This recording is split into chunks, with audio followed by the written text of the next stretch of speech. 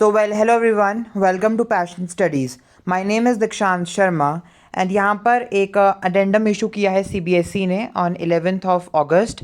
वही डिस्कस करेंगे. यहाँ पर बेसिकली ये है improvement opportunity to essential repeat regular students.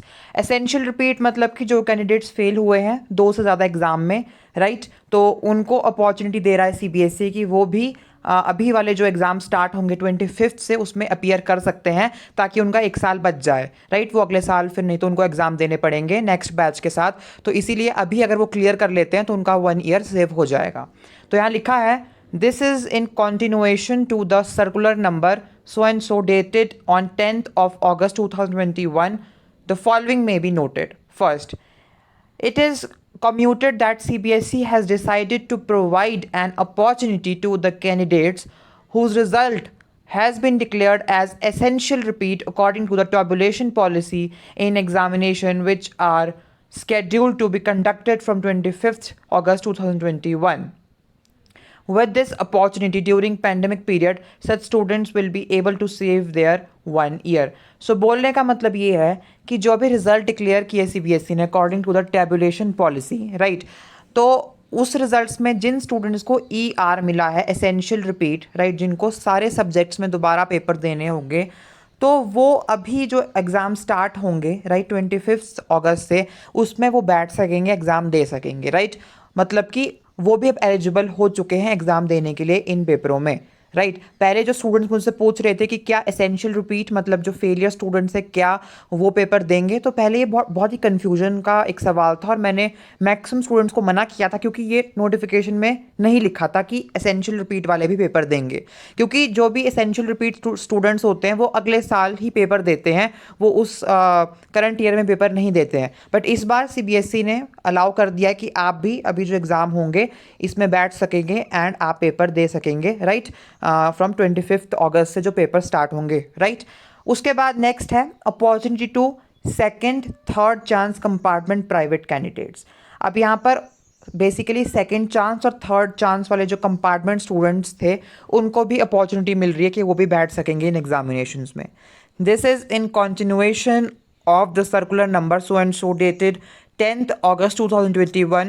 The following may be noted. First, all such candidates who were eligible for second or third chance compartment in main examination 2021 but decided not to apply for this examination and now desirous of availing the opportunity in August 2021 are also eligible to apply or appear in the compartment examination scheduled from 25th August 2021. Secondly, all such candidates will contact their concerned regional offices for inclusion of their names in the list of candidates by 15th August 2021. Third, the candidates will submit the proof of eligibility along with their application in the regional offices. And fourth, the admit cards of these candidates will be available for download on CBSE website along with other candidates.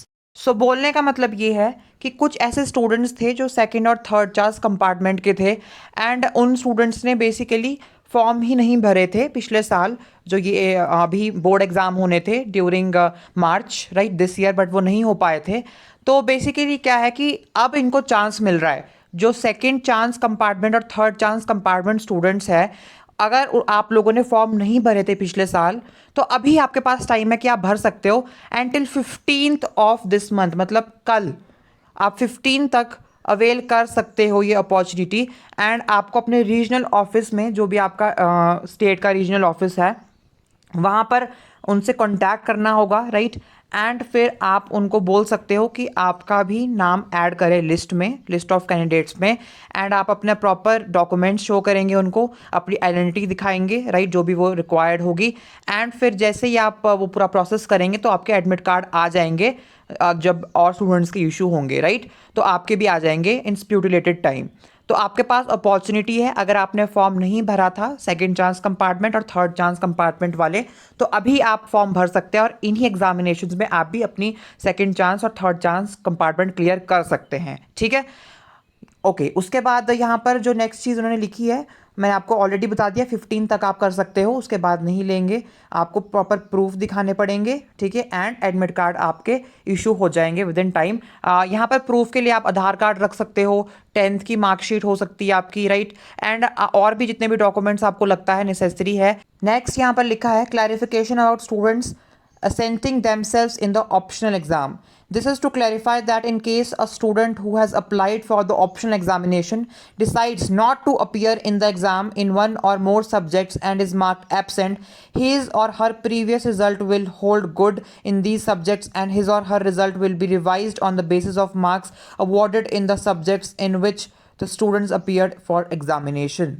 So बोलने का मतलब ये है कि अगर आपने optional exams में apply किया है एंड कुछ कारणवश आप 1 या 2 पेपर में नहीं बैठ पा रहे हो, सपोज़ आपने 4 पेपर्स में अप्लाई किया, 2 पेपर आपने दे दिए बट 2 में आप नहीं बैठ पाए, कोई भी रीज़न हो सकता है, राइट, एंड फिर वहाँ पर क्या होगा कि जो आपने एग्ज़ाम्स दिए थे, राइट, 2 पेपर्स, उसी के बेस पे आपके जो रिमेनिंग 2 पेपर्स होंगे उसमें जो स्कोर होगा वो लगा दिया जाएगा, राइट।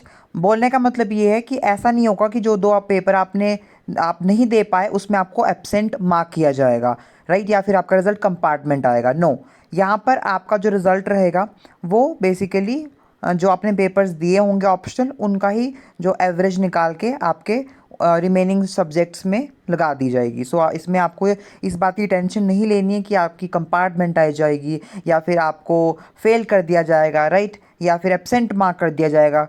तो कारण कुछ भी हो सकता है, मेडिकल रीजंस हो सकते हैं, राइट, या फिर कोई बीमार हो गया, कोई इमरजेंसी आ गई घर पे, राइट। सो कई बार होता है ऐसा, तो आपको इसमें टेंशन वाली बात नहीं होगी। मैंने आपको बता दिया जैसे यहाँ पर कि आपको फिर उसी जो स्कोर आपने जिसमें आप लाइक जो पेपर्स आपने दिए होंगे उसके बेस पे ही आपका जो रिज़ल्ट होगा वो रिवाइज़ किया जाएगा, मतलब उसी के बेस पे रिज़ल्ट आपका बनाया जाएगा, right. So with this I am ending the video.